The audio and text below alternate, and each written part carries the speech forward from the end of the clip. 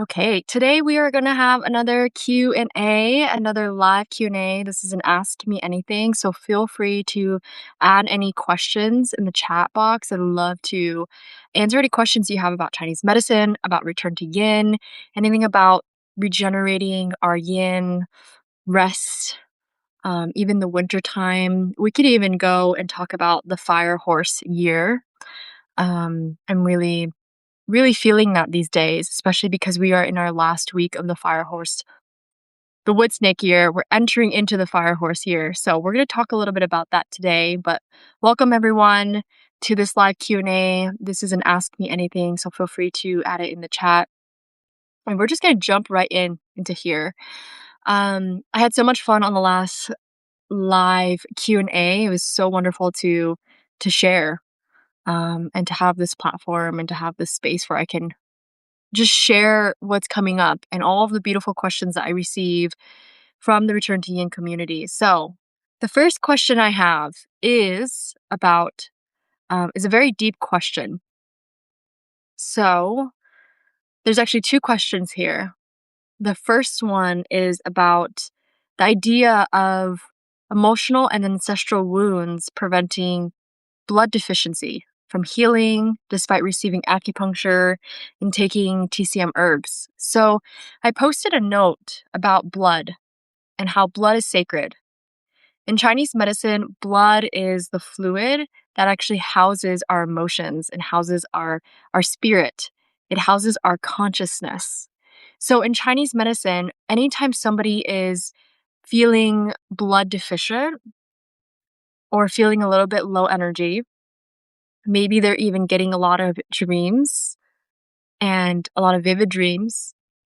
This often tells us that our blood, there might be something around our blood. There might be an imbalance around our blood. Also, for those of us who menstruate, blood is such an important fluid substance.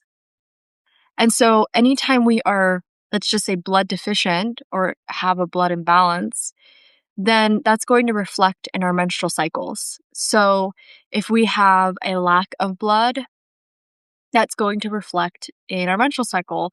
I always tell my clients who menstruate that if we can really get connected to your cycle and really start to understand why your cycle is expressing it the way it is, and we get to rework your lifestyle and bring in the foods, bring in the different exercises, bring in the different tools that can get you in alignment with your cycle and to get your cycle feeling much more easeful, then everything else will fall into place.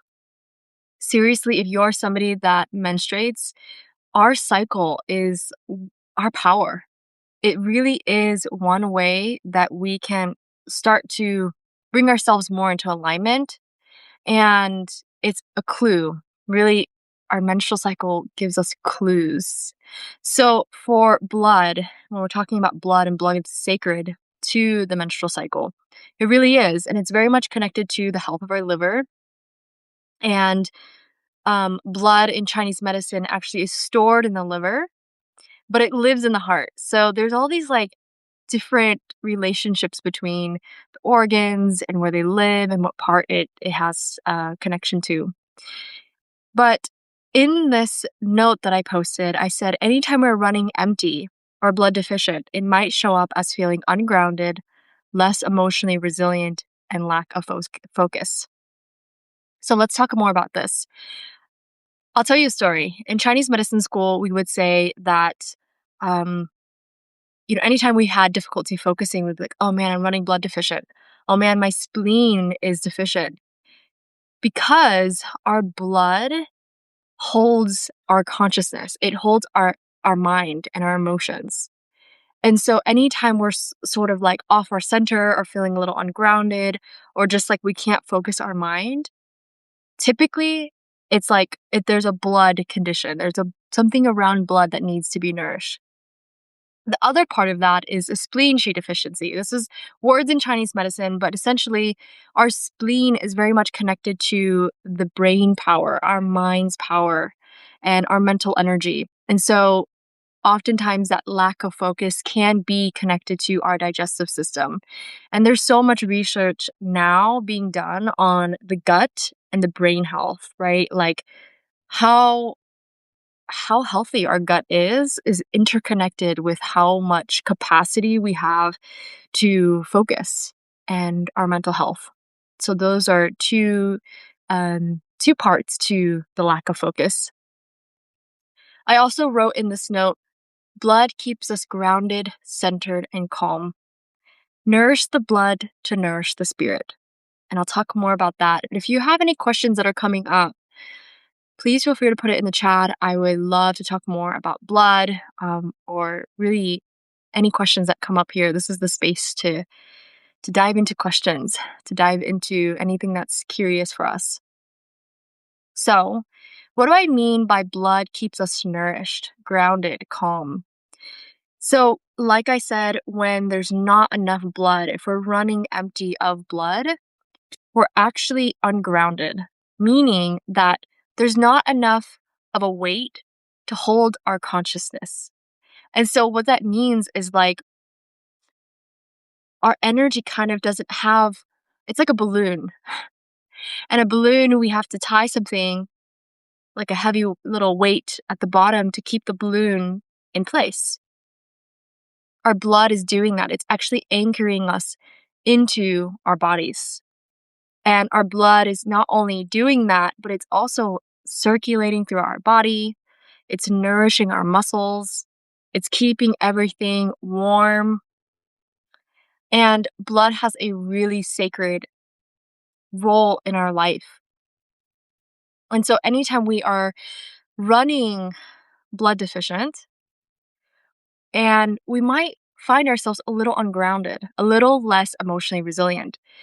And blood also has a lot to do with our emotions.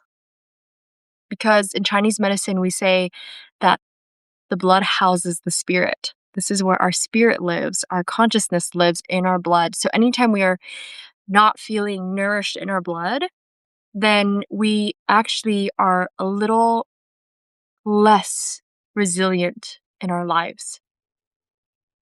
And for those of us who have menstrual cycles, again, I'm going to go back to this. Once you're done with your cycle, once you're done with menstruation, and you get to the next phase, which is the follicular phase, in Chinese medicine, it's really important to nourish blood after our menstruation. It's like one of the biggest things you can do to impact your entire cycle, to impact your entire month, is to nourish our blood. And so you might be asking, okay, well, what ways do we run blood deficient? How do we get blood deficient? And there's many different ways we run out of blood. We use our life force, we use our blood. But the number one way, actually, that I find is looking at our screens, is overwork, is pushing too hard. And it's not doing enough self-care and nourishing, especially after our cycles, especially after we have really stressful situations that require a lot of our energy and life force. We also have to have times of slowing down, pausing, taking time to integrate what just happened in our life experience. So let's just go back to how using our eyes is actually using blood. And how does that work? Well, in Chinese medicine, we connect the eyes to our liver. And remember when I said the liver has a lot to do with the blood. So actually in Chinese medicine, the liver stores blood. And so we use the liver's energy through our eyes. And what are we doing most of the times? We're either on our computers, we're maybe on our phones. We're using our eyes a lot. And so this is one way in our modern time that we use up our blood. So when I usually tell my clients who are like feeling blood deficient and a little ungrounded, I tell them ways to nourish your blood is really by lying down, nourishing the kidneys, and closing the eyes, resting your eyes. And even bonus points if you can like place maybe some warm chamomile tea bags on your eyes, even if you put cucumbers on your eyes, really bring some nourishment to our eyes because we use our eyes so often. And I know this personally. I used to be like a chronic contact lens wearer, and that also does drain our the fluids of our eyes. And it does create a condition in our eyes that make it drier. And so if you're somebody that has struggled with dry eyes, if you're somebody that's struggled with like allergies or itchy red eyes quite often, this is something to look at is like how much are we using our eyes for one? How nourished is my blood?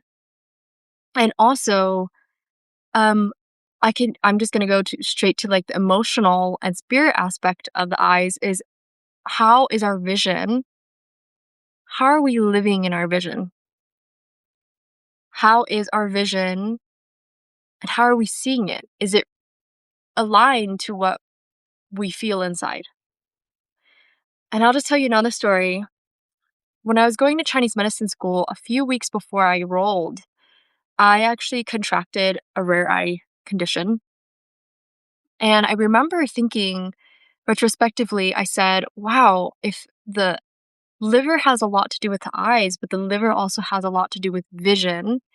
Vision as in you see the world, but vision as in like, what's your vision of this life? What is your plan? What is your vision that you have? What are the missions that you're working on?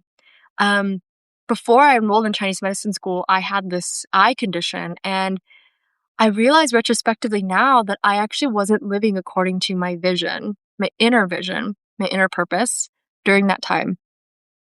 And that this condition of my eyes is actually getting me to slow down enough for me to start paying attention, to start like asking myself the real questions of like, am I living according to my purpose? Am I really aligning to the vision that I hold for myself, for community, for helping others? And then actually that eye condition completely changed my trajectory of me going to Chinese medicine school. I would say that's probably what catalyzed my decision to go to Chinese medicine school. And now I'm here teaching Chinese medicine. And so let's go back to the question. So the question was, what are the thoughts on the idea of emotional and ancestral wounds preventing blood deficiency from healing despite receiving acupuncture and taking TCM herbs? So this is a really deep question, and I just want to thank the person that brought this question.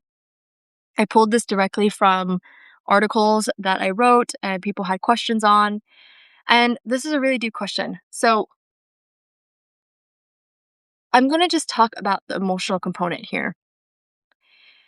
First, the emotional component with blood is really important. So anytime we, again, are blood deficient, then we are actually less emotionally resilient because, like I said, blood acts as like a weight. It anchors us into our body. It anchors us into, and just into the here and now. Think about it as like the blood is like the earth, and chi, life force, vitality is like the sky. And so if we are really disconnected from the earth, disconnected from blood, then we're going to be all up in the sky. It's going to be like very young. But what we want to do is we want to return yin, we want to return blood. And that will actually help us feel much more emotionally resilient and much more flexible with the stressors of our daily life. So you might be asking, okay, well, despite receiving acupuncture and taking TCM herbs, like what can I do to nourish blood? How do I nourish blood? What is it that I need to know about blood? Blood is one of my favorite things because, yeah, I just got a message. So what does one do if they are anemic? Great question. Let me finish my thought on, well, what do we do? How do we nourish blood? Partly it's a diet and nutrition part. So we have to think about, okay, what are we eating and how is that nourishing me? So there's things in Chinese medicine that we can eat that directly nourish blood. There's carrots, there's blood nourishing herbs, specifically like jujubes, red jujube dates are really wonderful for nourishing blood. They're gentle. One of the things that I love is using food as medicine because we eat food, we eat meals like 2 to 3 times a day and we have snacks and all the things. But if we can combine that with medicinal foods, medicinal herbs, then those are the best ways to restore ourselves. So, with this, partly it's paying attention to the foods that you're eating. So, if you're somebody that is an omnivore, if you eat meat, then I typically recommend bone broths, eating different red meats and nourishing yourself, especially after your menstrual cycle. So I have charts of the menstrual cycle, the womb phases. And if you pay attention to the Chinese version of so the Chinese sort of perspective, essentially when you're in menstruation, you're in your yin phase. And then when you get to your follicular, you're in your uh, blood building phase. Those two phases are really important for nourishing. It's like that's when you want to be taking your nourishing herbs. That's when you really want to be focusing on diet and nutrition as nourishing tools. Then I also want to say another piece to this. Rest is a huge part of nourishing blood. Like I said, when we use our eyes, it uses our blood. But another thing that typically, why are we using our eyes? We're looking at screens, maybe we're working. And so if we're overworking, we're actually using a lot of our blood. And so I recommend adding some balance, taking breaks. What I've been doing is setting timers for myself and taking moments of, okay, I need to take 5 minutes and just like sit or do something else or go to nature and just allow myself to diffuse my focus. Actually, I'm doing so much research right now about diffusing your focus and really, really narrow focus. And if we're really narrowing our focus for a really long time, that creates fatigue, right? Like, how many of us have like focused on something for like an hour, 2 hours, and we're like, oh my goodness, I'm feeling it. Um, And one way that I typically feel that is by speaking another language. I mean, speaking another language and learning another language can be quite like you're using a lot of chi, you're using a lot of life force. So, one of the ways is we can diffuse our attention. And how I love diffusing my attention is going out in nature and just really like looking at the periphery and opening ourselves. And also, this is really connected to our nervous system. When we are like really groundedly focused on one thing and we're just hyper focused on one thing, it's actually activating our nervous system in a way that's more connected to that stress response. So when we kind of diffuse, it also it signals our body that we can sort of get into a different mode, get in more of relaxing, taking in what's around you. And so that's one way. So I'm going to answer the question of so what does one do if they're anemic? So in Chinese medicine, we would use the pattern, we would say a blood deficiency, and that would be our word for anemia. So everything that is being said about blood deficiency would apply to anemia. And so what are some other things we can do to nourish blood? I talked also about making sure that during our cycle, we are nourishing, we're eating the right foods, but we're getting rest and we're getting good quality rest. So, one thing that I'm so connected to right now as well, I'm so interested about is the quality of rest. I asked a client recently, I said, "Well, what does it mean to you to feel really rested? What does it look like? Like what does restfulness look like around you in your environment?" And it kind of sparked something in them and they were like, "Oh, it doesn't look like working until 9 p.m. It looks like putting candles on and turning the lights down and lowering stimulation and listening to my favorite music while I'm cooking." It's like sometimes rest looks, and it's going to look different for each person, but what I'm inviting all of us to really feel into is, what does that look like? What does rest really look like for you? Yeah, great advice. Wonderful. So aligned that I clicked on this live, the exact topics going on in my head. Yeah, thank you for being here.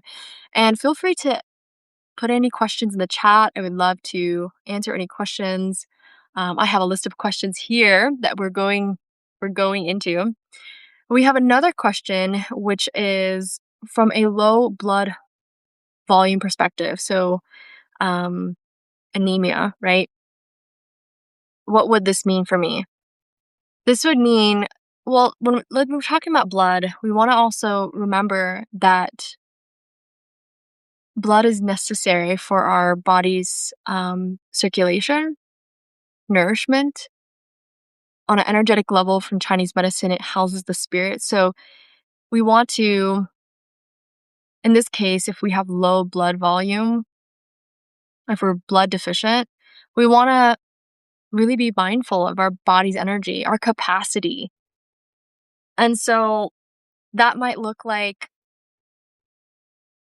we might have less emotional resilience for stress. And so we might have to build and set some boundaries around, okay, well, when I get home at 7 p.m., I turn off my computer, I lower the amount of stimulation. Or it is really being in touch with your own cyclical rhythms, your own personal rhythms, and also taking time, learning your own personal rhythms, and redesigning your life, guiding your life based on your energy. One of the things I think is we're moving into a world that's going to be so much around energy management and chi. Like, how can we start to center ourselves around our chi, our energy, and not what we're being expected to do? And this is something I've had to relearn in myself, that like I can't be linear all the time. I have to ebb and flow. And I have moments of the day where I'm very high energy. And then I have other times of the day where I'm like, oof, I need to take a nap. For me, that's 2 p.m. And this actually connects a lot to the TCM body clock. I talk a lot about the TCM body clock in the Flow Not Force webinar, in the article. And the TCM body clock is very much connected to the cyclical rhythm that we move through and how each one of our organ systems is connected to a certain time of the day. Each one of those organ systems are most active during their specific time. So during the stomach time, that's when our stomach is the most active, between 7 and 9. And then 9 to 11 is when our spleen is the most active. 11 to 1 is when our heart is the most active. That's when we can connect. That's when we can create and be inspired.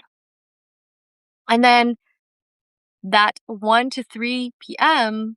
is that small intestine time. And that's after usually the height of yang, the height of the sun.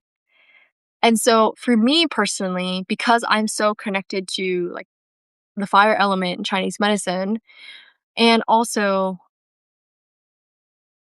if you pay attention to when you feel most tired, it will actually give you some clues to maybe which organ needs some more support.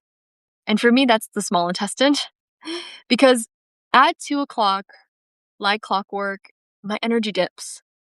And I have a moment of like, ooh, like little lower alertness. I feel a little sleepy. I've digesting lunch, and that's a really good time for me to take a nap, to meditate, to diffuse my attention, to go out in nature, to just like turn off like all of the stimulation of doing and to come back into the being. And that has been such a helpful practice for me. So I invite you to look at the TCM body clock. You can research it and start to sort of feel into, okay, well, which times of the day do I typically feel a little energy dip? What times of the day am I like super activated and very inspired? And then begin to design your day like that and allow your own personal rhythm to move you and not what the society around you is trying to tell you to do, to be constantly on, because we're rhythmic beings. We're not meant to be constantly on that linear path. Yeah. See a comment here. I was reading today about how anemia could be linked to our life force feeling drained or your inner fire burning out. Yeah, that's a really great comment.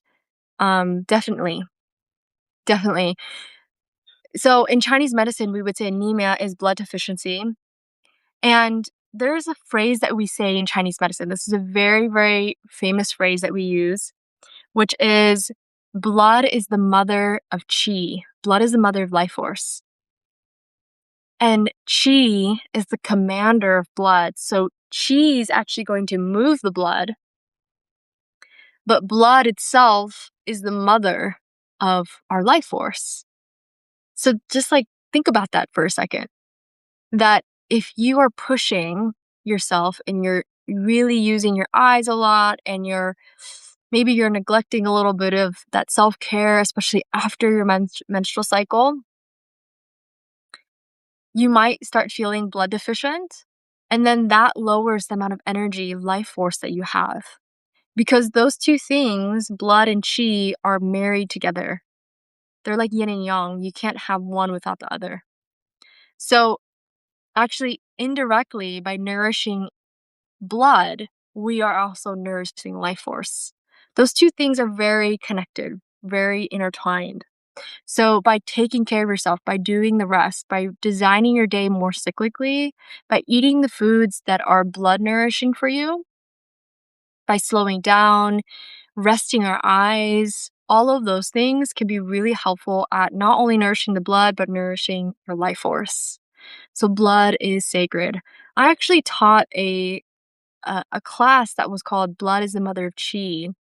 And I do plan to teach it again because it was such a powerful statement. And it was all about nourishing blood, using specific herbs to nourish blood, using specific acupressure points to nourish blood.